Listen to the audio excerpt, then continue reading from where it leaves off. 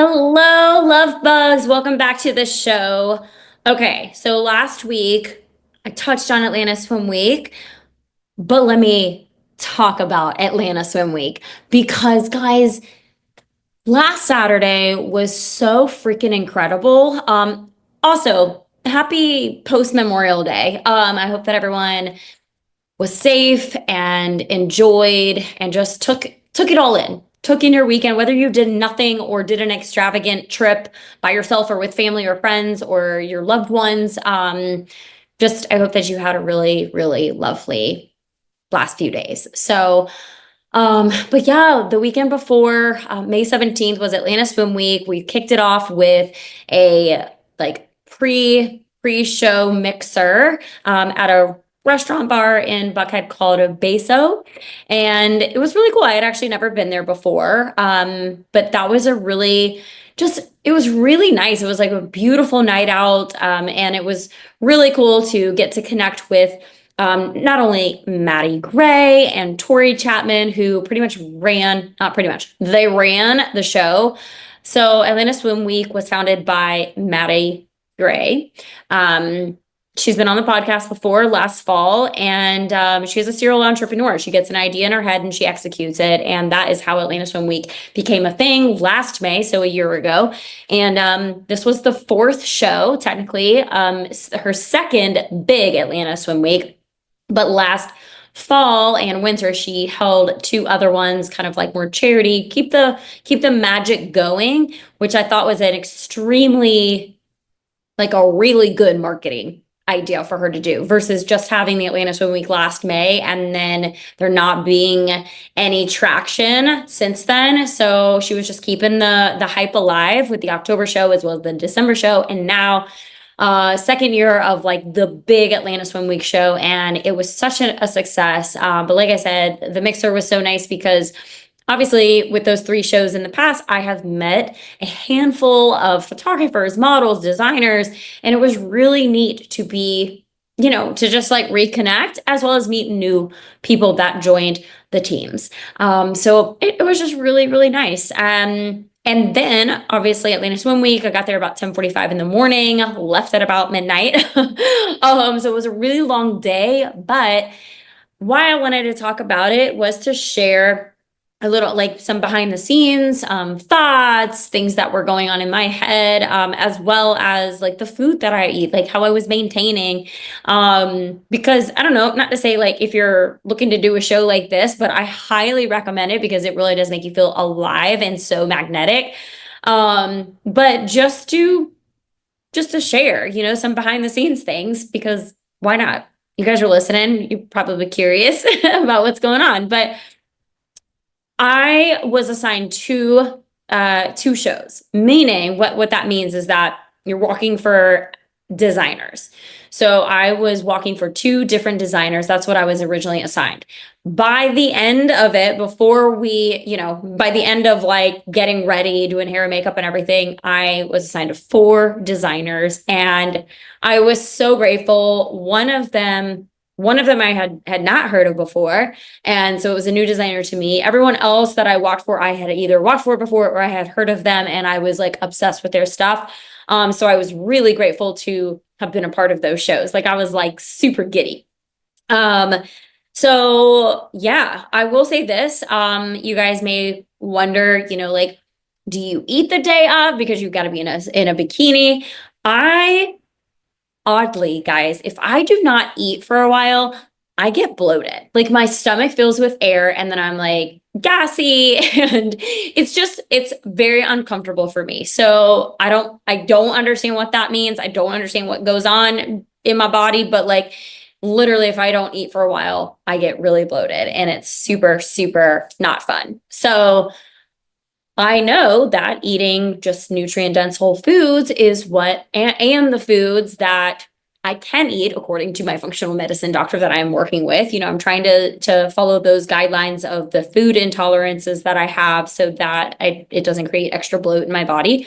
So I actually packed a breakfast with me and I ate my breakfast on the way, literally driving to the place because I woke up a little bit too late and all that jazz. So Actually, yeah, I woke up a little too late. I had to go to the grocery store to get some food because the night before, obviously, I had the mixer, but in between work and the mixer, I was cleaning my house because I knew my mom was coming, trying to do like laundry and just clean up, clean my bathroom, all of that. So, anyways, got up and had to take care of some things. So, ate my breakfast on the road. What did I eat? I had 2 eggs with some sauteed arugula and sweet potatoes and a little bit of diced chicken too, because I wanted to have more protein. I'm on this protein kick, more or less because I feel like it's extremely important that us as we age, protein is really important for our bones, just our longevity and everything. So I've just been increasing protein overall. I've seen different gains in my body because of it. I feel better. I feel stronger. Obviously, I feel more fit and tone. It is complementary to the workouts that I'm doing, but again, abs are made in the kitchen, right? So you got to be eating well in order to really feel a difference in your body and to support what you're doing at the gym when you're working out and just in life. So yeah, so that's what I ate then. And then I brought lunch with me. And guys, it was kind of embarrassing, but no one really like made a stink about it, but stink, no pun intended. I had cooked Brussels sprouts. Do y'all know how like god awful those smell? Like, they smell so bad. And I kept opening my big duffel bag and pulling out my little lunchbox that I had brought, and the lunchbox was not keeping the smell in. It was like everything was saturated in this Brussels sprout smell. But anyway, so got the lunchbox out, it was Brussels sprouts, sweet potato, and some chicken. So that's what I ate for lunch. And then again, I had the exact same thing around 5 o'clock, I think around 5:30, I ate again because I was like, okay, the doors open around 7. I probably could have ate at like 6:30, but I was hungry because I hadn't eaten since like 1. So anyways, I probably should have brought one more thing and ate more like 2.5, 3 hour increments. But regardless, my pictures came back and I felt really snatched, if we will. I think that word is so funny. I'm looking snatched. But I did. And I'm like, oh my God, good. Because there were a few times like I did feel a little bit bloated and I was like, maybe Brussels sprouts wasn't the best option because those are more gas producing foods. So yeah. But anyways, I felt really, really good. So yes, do models eat during Atlanta Swim Week? Yes. And everybody did. They did have food for everyone, like fruits, nuts, salads, little things like that. But I knew some of that food was not good for me and I couldn't eat like lettuce, strawberries, melon, can't eat those things right now, because they are some triggering foods. So I was like, I'm going to do what I know is safe.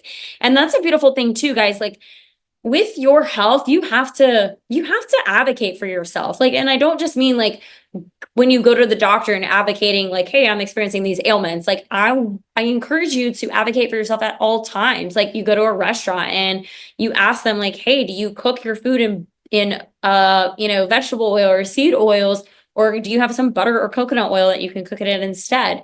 Cook it in the coconut oil or extra virgin olive oil. Ask these questions. Do you have gluten-free menu? Do you know what items are gluten-free? Do you know what items are dairy-free? Or tell people I have a gluten and a dairy intolerance. And I can't eat this right now either. I have a sensitivity to that. Like I am not afraid, maybe because I've been doing it for so long, but I am not afraid to advocate for myself because it's my body. And yes, I'm going somewhere where they're serving me and they're serving me. So like, I would like things done a certain way to accommodate my health needs. So advocate for yourself. Bring food with you sometimes. And again, maybe I'm used to that too, because I used to have to do it when I was younger, because we were vegetarians. And back in 1990, there weren't too many vegetarians out there, or not in our community where we were growing up. So I had to bring foods. I had to bring dessert, like our own brownies and candies to birthday parties because my parents didn't want us eating the artificial sugars. We were having like carob and, things processed with coconut sugar and stuff like that. So it's just all about advocating for your health. So like I said, I knew what I needed and therefore I brought it with me. And I felt good because it was great. It was great. And then I was so hungry after the show because then it had been hours since we had eaten anything, like, 6.5, 7 hours. So I was ready for food when we were done also. So also wanted to mention like kind of what I've been doing as far as feeling more fit, getting fit. I do complement walks with yoga and strength training. And I would say strength training and walking are probably my two most favorited. I do strength training in the regards of pretty high, no, pretty like whatchamacallit, low impact, low intensity workouts.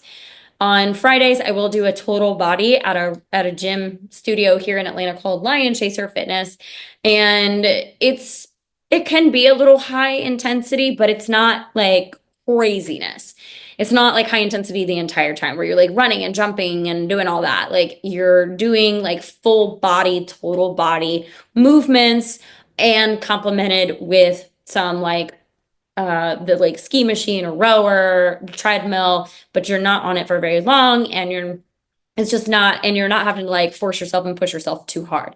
So I really appreciate that. And it, honestly, that little push though challenges me. So I really appreciate that. But strength training, ladies, do not be afraid to strength train. Don't be afraid to lift heavy. I mean, unless you are taking like hormones or steroids or something, like you're really not going to get bulky.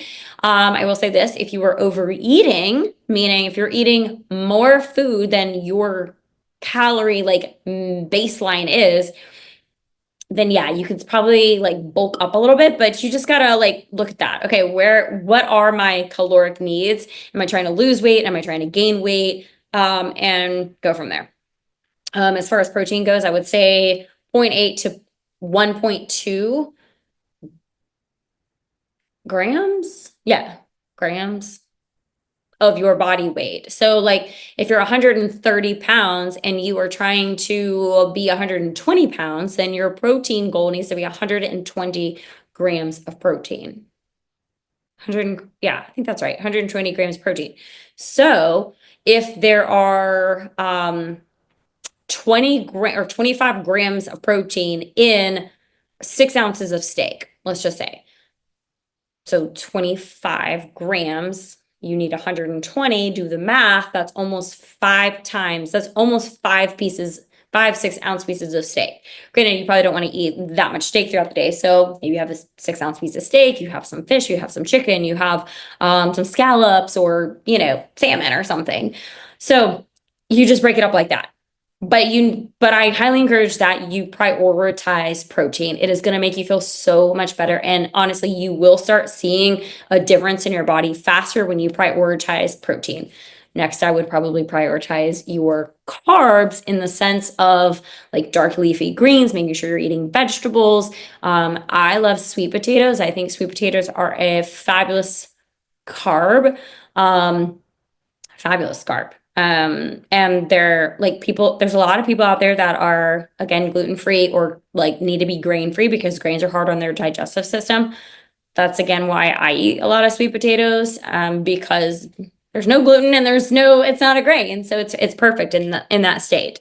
But yeah, so me doing Atlanta Swim Week, again, thank you to Maddie and Tori. You girls are just, I'm so inspired by you. I wish that at your age, when I was your age, I had that drive and that ambition and that motivation to just, God, create such a masterpiece. Like it really is a cool thing that you're doing and empowering other women to get up on stage and even men. There was a whole like men's line. So guys were walking in swimwear too. It was really cool. And what else was amazing is, some of my friends were there. My mom came. I'm going to get to that story in a second, but I'm just very grateful that I had the opportunity, and continue to have the opportunity to walk in these shows. And I do believe, although I know Tori and Maddie, I do believe that this is just another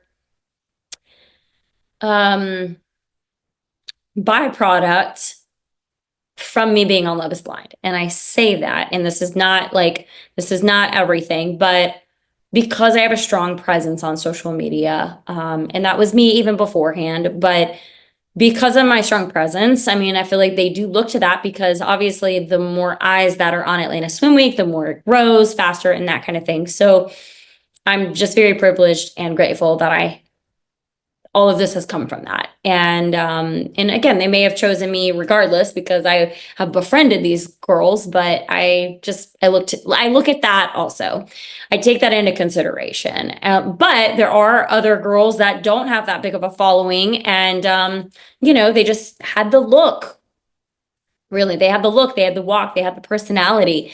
We're definitely, I mean, the girls, I want to say like literally all the girls are just such kind people. They're so kind, they're compassionate, they're cheering each other on. That was something I was noticing as I was looking at posts that everyone was making since Atlanta Swim Week. Like, whether it was a photographer, a videographer, a designer, another model posting about the show, it's like I saw other models, other designers, everyone commenting and like lifting them up, like, damn girl, you look fucking good. You look so amazing. Body goals, my girl, like heart emojis, like, and it's such like a cheerleading aspect and so supportive and enriching. And I just absolutely love that. So grateful that I get to be a part of something that is in alignment with who I am, where I want to continue to blossom, because we all could use some empowerment, even myself some days. So I just absolutely love that.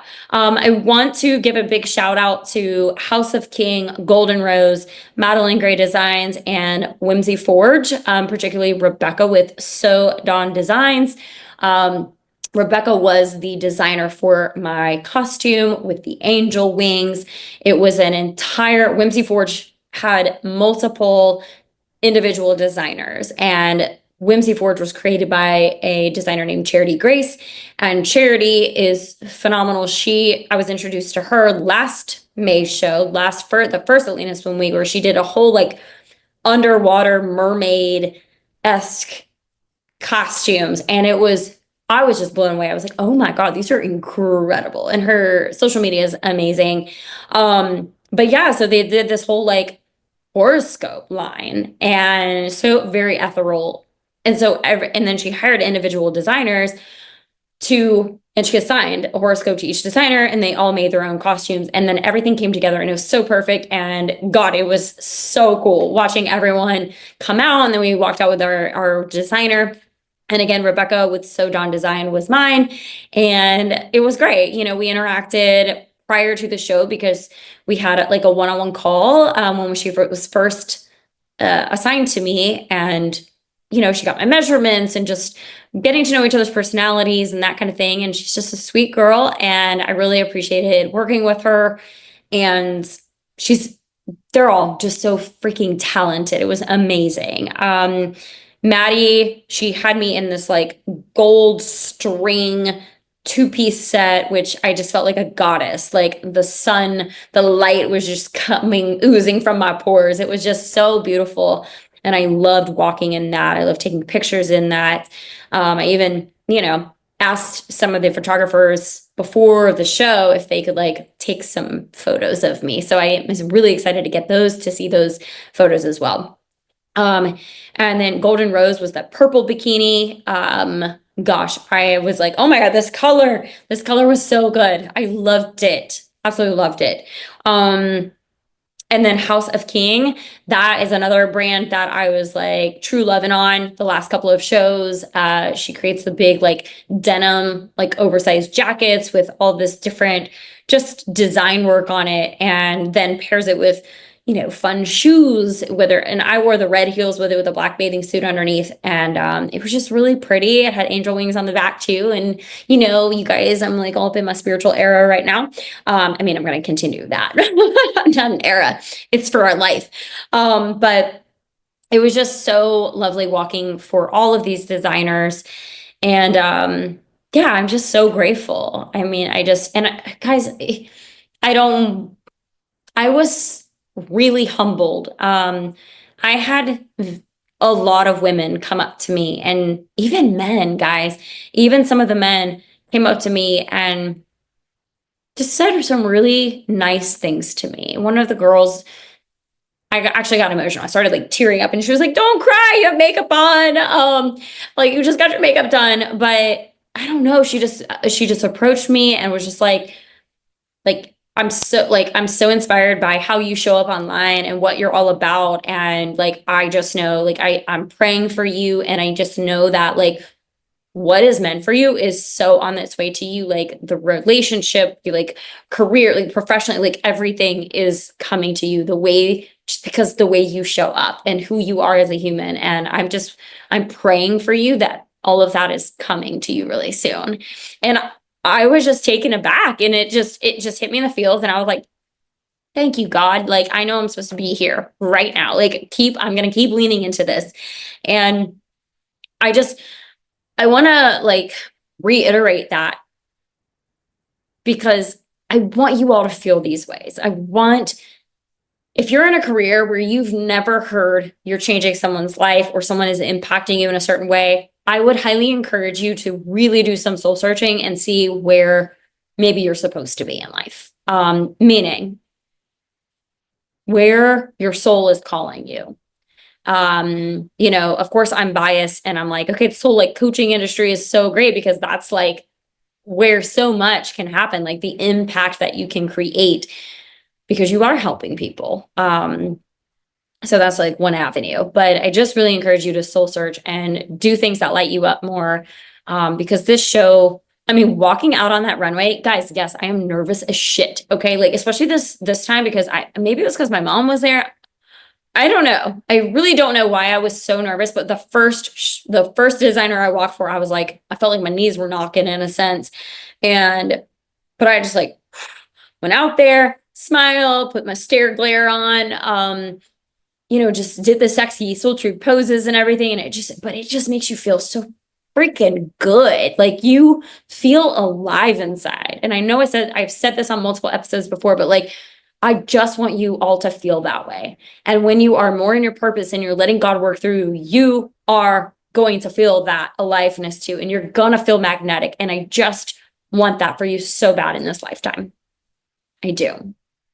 So I will finish with this story because it meant so much to me to have my mom there. I wrote this post on Instagram last Tuesday, and I am going to share it with you because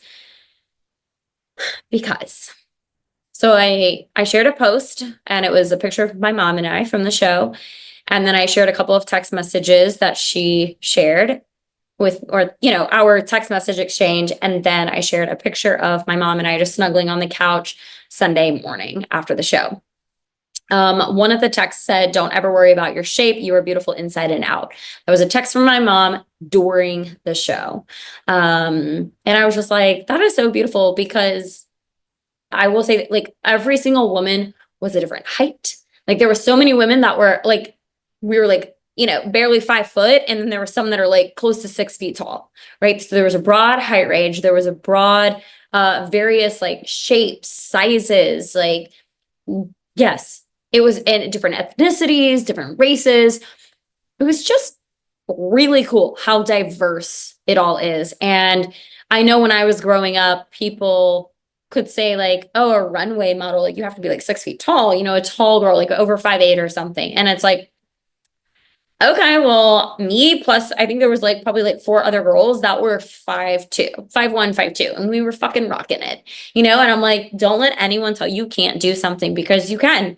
There will be an opportunity that you can do those things. Yeah, maybe like Paris Fashion Week, maybe they don't have models under 5'8", right? But like high-end fashion, maybe that's not a thing. I don't know, but I'm not going to like eliminate that from an opportunity. Like, who knows? Things change all the time, right? So just know you can do it. And then, okay, so this is what I wrote. And maybe you resonate with this because it's about being seen by your parents, more or less. And I think even at no matter what age we are all still trying to be seen.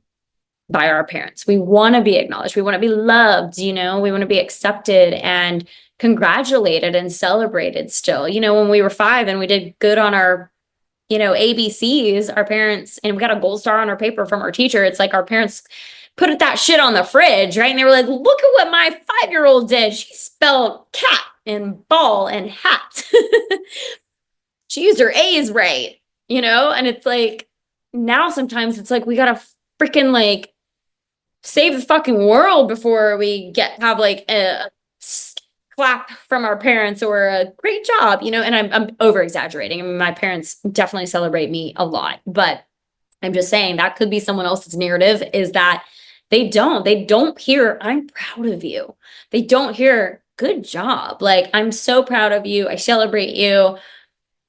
A lot of us as adults, we don't hear that, especially women, probably as mothers. It's like, now you have your own family, and it's like there's a disconnect, and it's like you're on your own and no one's telling you those things. So I just felt really called to share this. So I held back the tears. Last May was my first Atlanta Swim Week, and I felt something I hadn't felt in a long time, alive and magnetic. And my mom wasn't there. I know I'm a grown-ass woman, but let me say this. Because I'm single, my parents are basically my boyfriend, my hubby. LOL.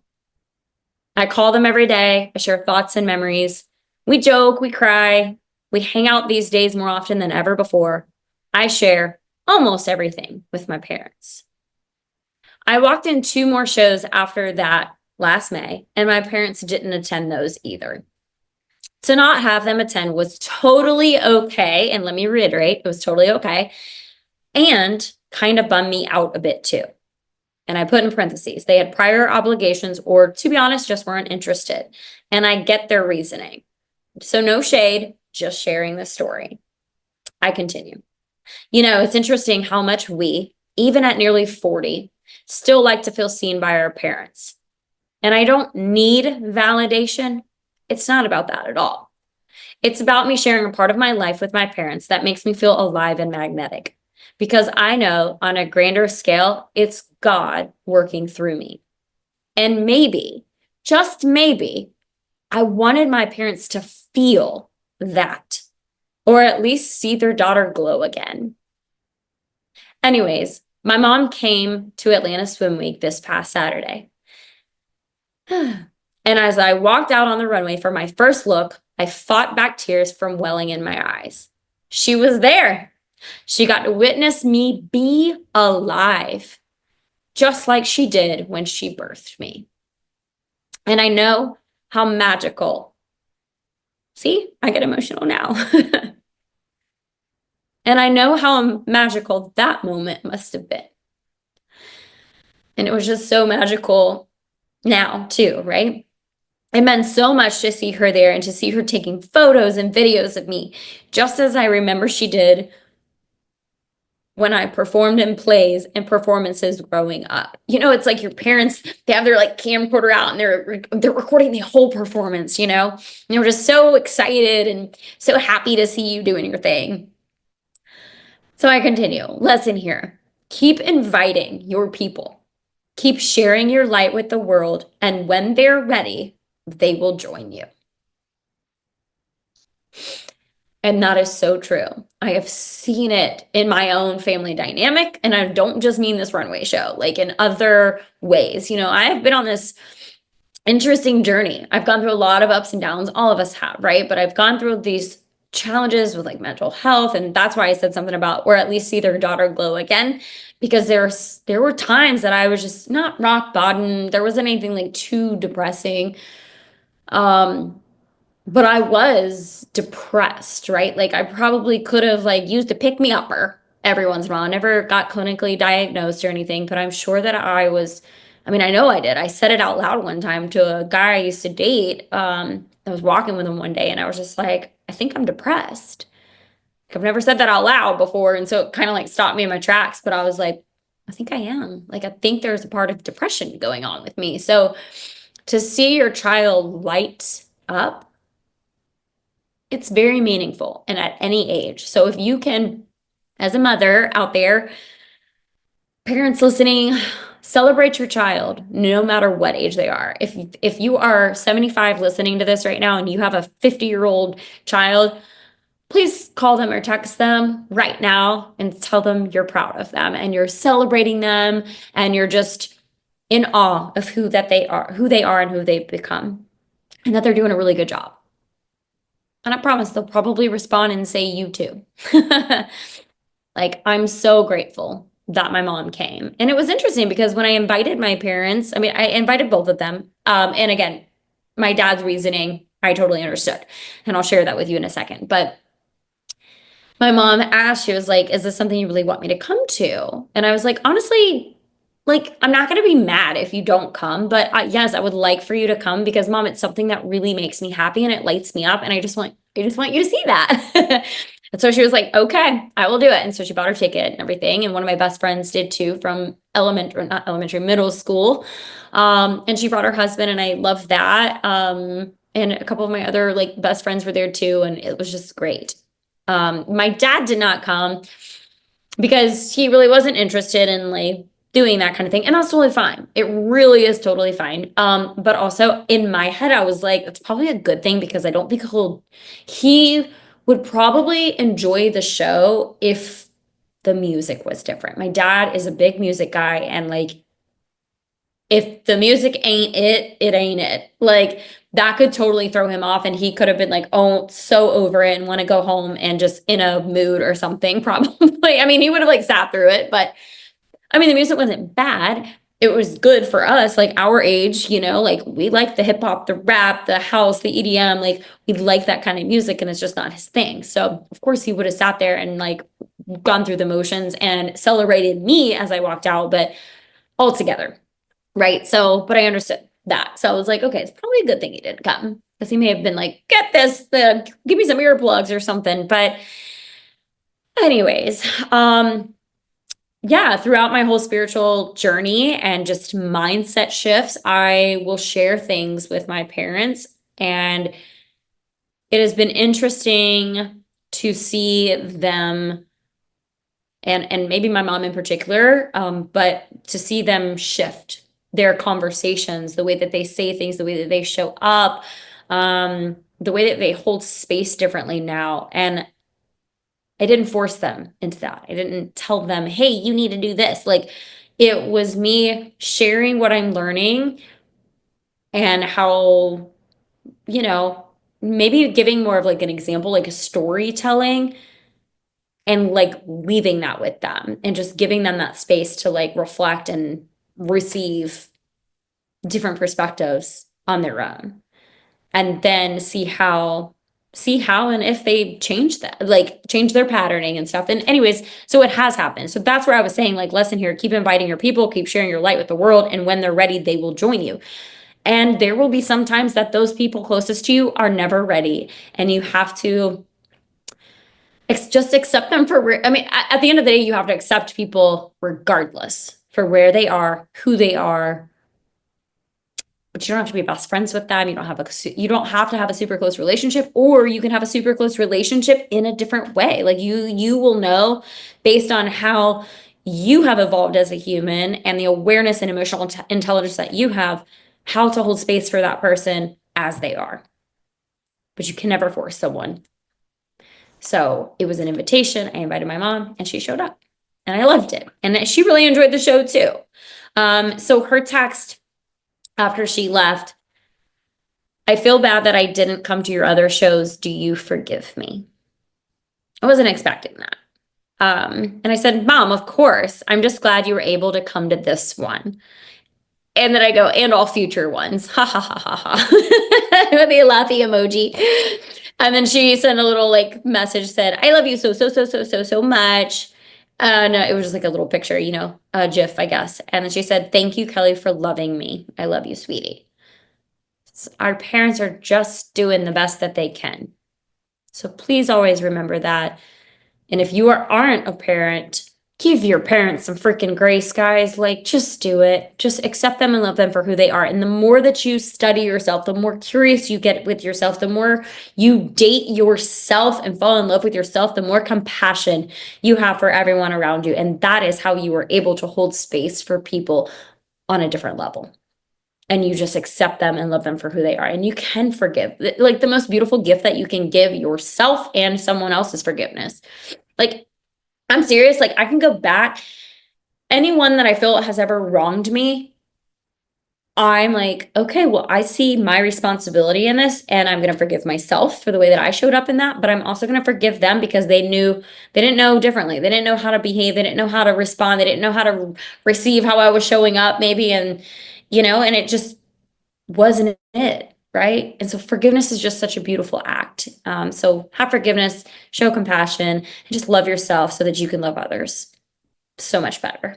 And you can do incredible things. Right. So, anyways, that's what I wanted to share today. I love you guys so much. Thank you. Thank you for showing up for the podcast week after week. And please don't forget to rate, review, subscribe, download, follow the show, all the things. Head over to my YouTube channel and please subscribe there if you are not. Leave some comments over there. Let's boost and share these episodes on YouTube or wherever with your friends, your family, anybody who you feel like could use this episode or my podcast altogether. I really let's grow it together.